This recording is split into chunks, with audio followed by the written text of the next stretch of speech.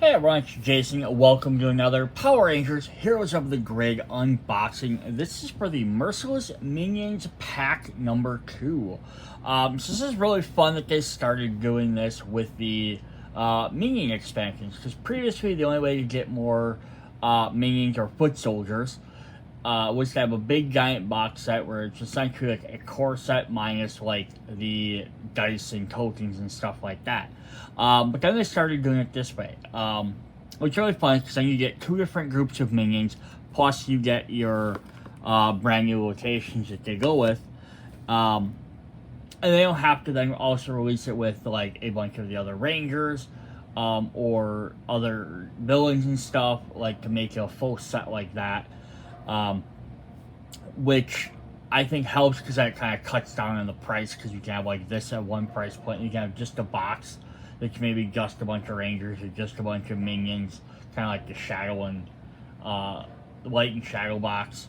The other thing that's really fun about it is because we can hit 2 different extra groups from different series as well. Very, very easily, because that way we have the 2 different group series. We have the Tryrannodrones here, who are from I know which one they're from. They fight the Dino Rangers. So they're fighting they're the Dino Rangers we've already had a pack with, and then the other ones are S.P.D. The Krybots, which are S.P.D., which was also released about the same time as this box came out as well. So we get those Rangers that go with them as well. So it's really fun that we get the 2 different groups. This is also going to add in some extra new components as well. Is it not add? They've been in there before, the Ring Shield and one of the other sets, but we're going to add the Elite foot soldiers as well, a little bit more difficult ones. So one other quick note on this before we even hop in is, apologize first of all if you watched my videos and this seems a little bit late. I had recorded all these because my recording equipment all went down. I had to record them differently, and I did not like how the videos turned out with my extra equipment. So I am now re-recording them. So with that, all my cards have now been sleeved. I'll still try and show off the backs if I remember. Hopefully I remember. But yeah, so all my cards are now sleeved. Alright, so what do we got in here? This is also fun because there was an episode with S.P.D. crossed over with the Dino Rangers. So it kind of works as a nice little storyline mission there too, instead of just randomly throwing these 2 together. We're going to get the Elite foot soldiers, so if you're not familiar with how these work, they're treated as regular foot soldiers for all gameplay purposes. Elite foot soldiers still count towards maximum 4 foot soldiers per battle. Effects and abilities apply to foot soldiers, apply to them. So, per like any other rule, they don't do anything different. They're just a little bit stronger.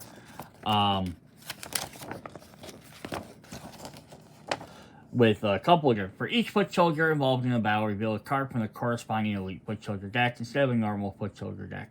Elite cards still placed in the same role as other foot soldiers. Defeated Elite soldiers count as 2 figures when summoning. So they do count a little bit higher, because again, they're a little bit more harder to defeat. So that's not bad. So it just says use a hit token to app the 6th one. 6 Rangers, 1 additional rule. Rule is to play 2 extra foot soldiers when deploying a card to deploy only 1 foot soldier. This rule does not apply to Elite foot soldiers, only deploy 1. Just again, they're a little bit stronger. Then there are some specific card effects. We're not going to get into those. So we will get a couple of different miniatures. We will get 20 of each of the regular ones. And we will get 4 of the Elite foot soldiers. So we'll go ahead and take a look at all of them. So let's take a look at the locations first. We are going to have, for S.P.D., we're going to start with Cat's Lab, which has a panic point of 5. And if we flip it over to the advanced side, we have the first time a Ranger resolves a once per battle ability during each active location, gain 2 energy.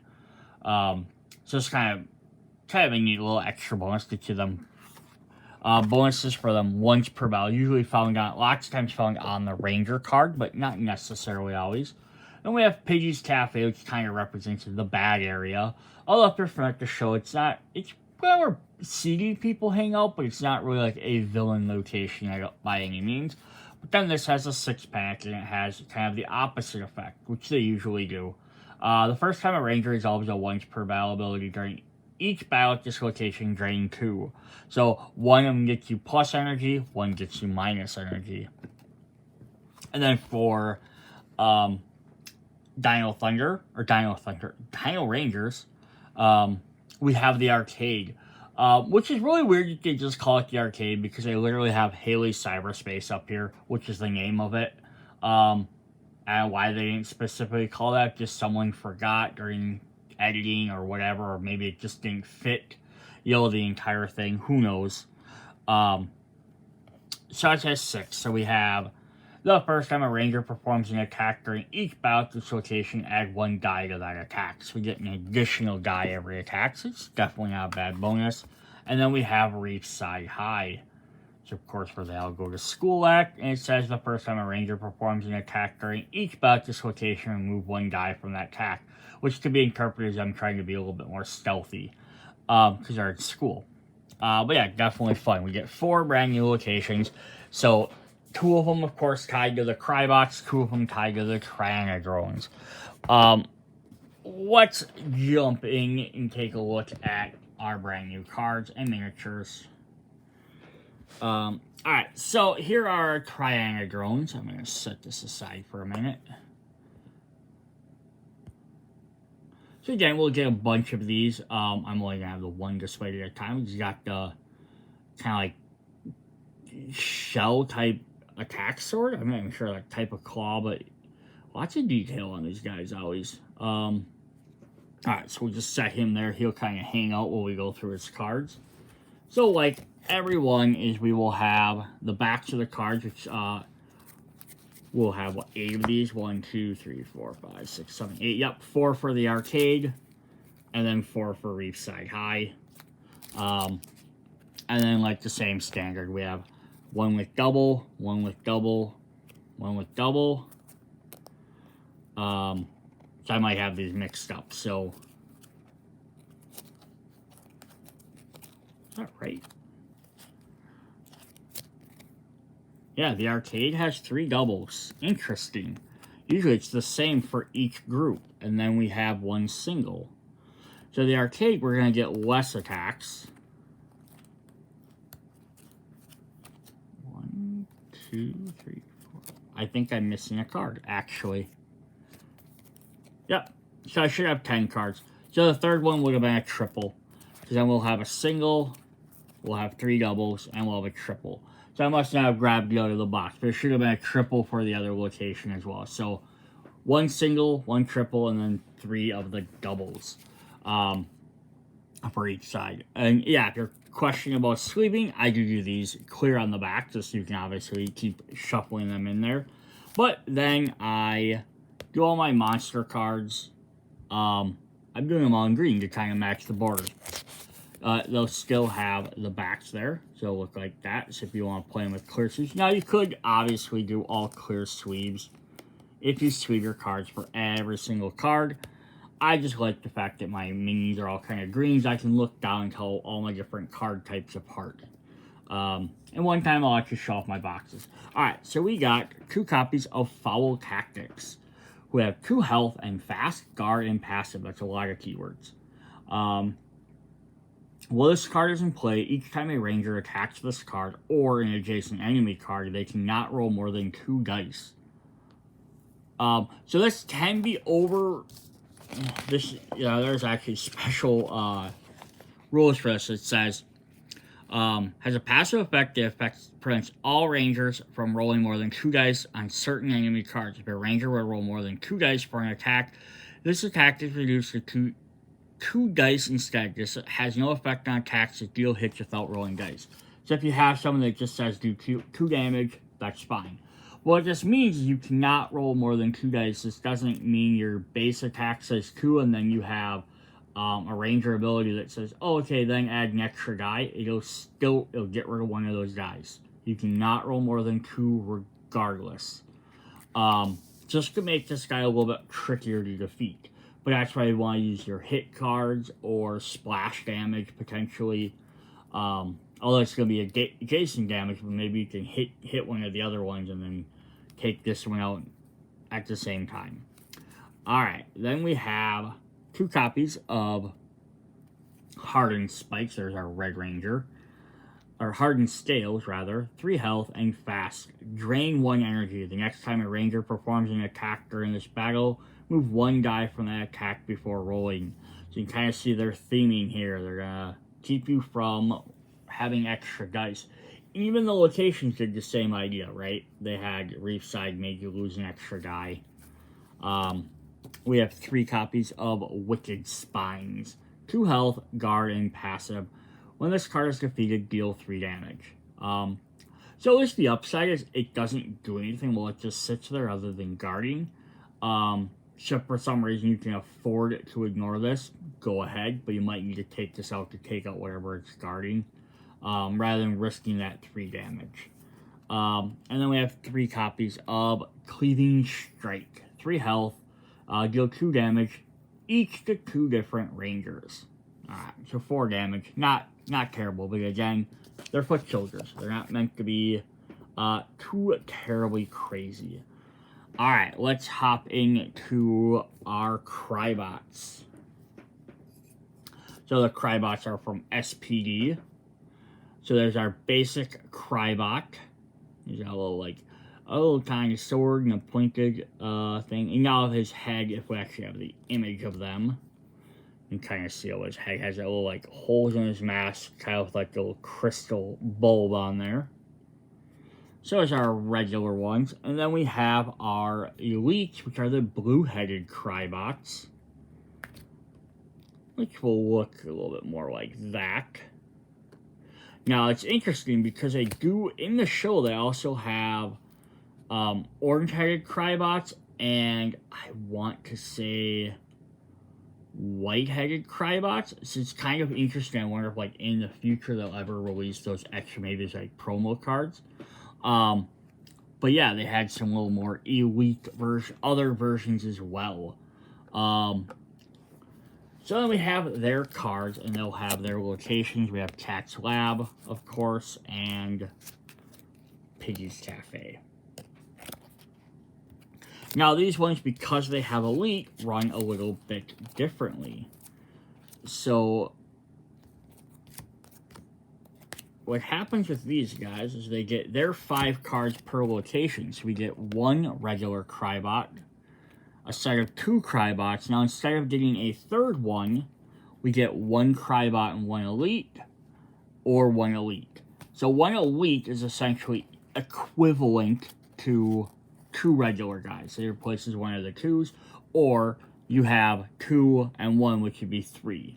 So that's essentially how that replaces it. So again, a 1, a 2, a 2, and then it would be a 1 Krybot, which is 2, and then a 2 and 1, which equals to 3.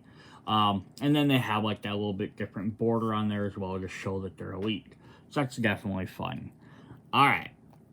Then we're going to jump into just a regular Krybots. We have 2 copies of Overload Burst. 3 health with guard. Deal 2 damage to each ranger, then place 1 hit token on this card. So yeah, 2 damage to everybody is a decent amount, but it can only do that at most. Let's say it's going to take a hit, so you might actually be able to, it might defeat itself, if you can deal some damage to it ahead of time. We have 2 copies of Shell Shock. It says 3 health and deal 4 damage divided among the rangers as they choose. Yeah, so that's definitely never fun. Take 4 damage. But again, each person could take 1 damage. If you have all 4 of them there, it just depends. 3 copies of Underworld Shots. Half the rangers in this battle, rounded up, must each discard the bottom card of their deck. So this has 2 health.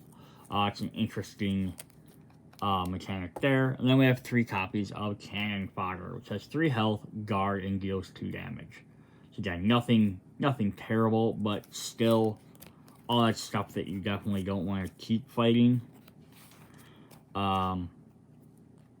because it'll just make your life harder, right? Alright, so then we're going to look at our elites. So I have these in these blue sleeves here. So we have 2 copies of Blue Burst. 5 health, fast, deal 3 damage to each ranger. So just, yeah, a little bit more health, a little bit more damage.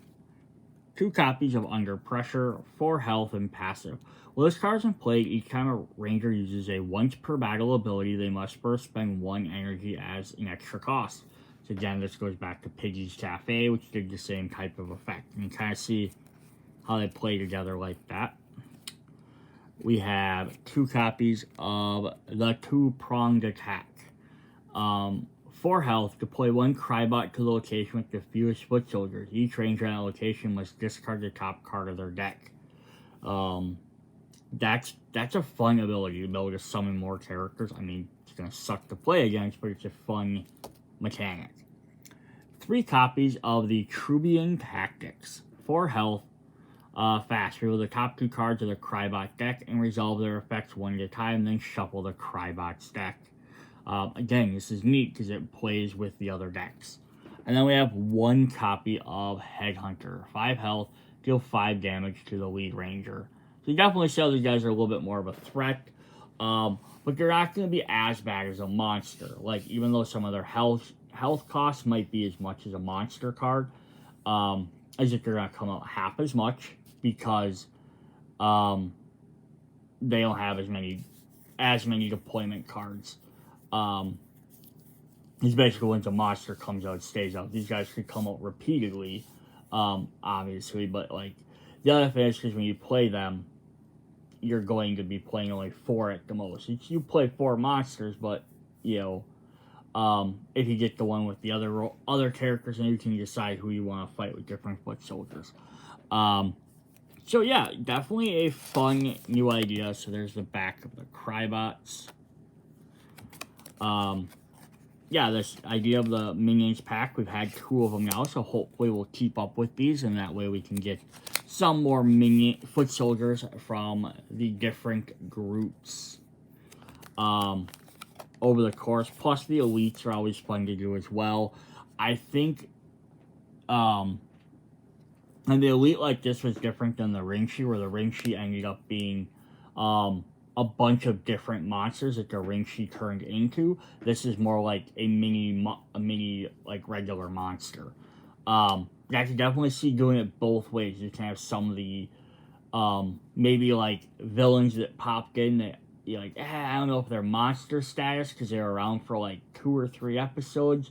You know, they're not necessarily a nemesis or a monster. They could definitely just show up as an elite like this potentially, or doing like the Ringshi style gig and doing like Monsters of the Week. That'd be a great way for some of these episodes or shows like like obviously Mighty Morphin that went on forever. But even some of the other ones, just be able to add like an elite deck for like a series.